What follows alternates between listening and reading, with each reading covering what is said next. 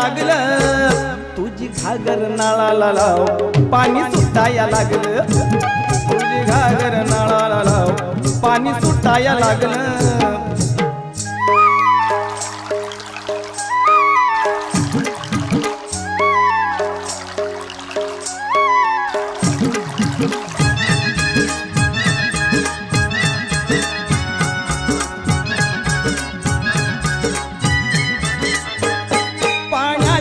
चिंतेनं झोप झाली का नाही, म्हणूनच उठवलं जाग आली का नाही. पाण्याच्या चिंतेनं झोप झाली का नाही,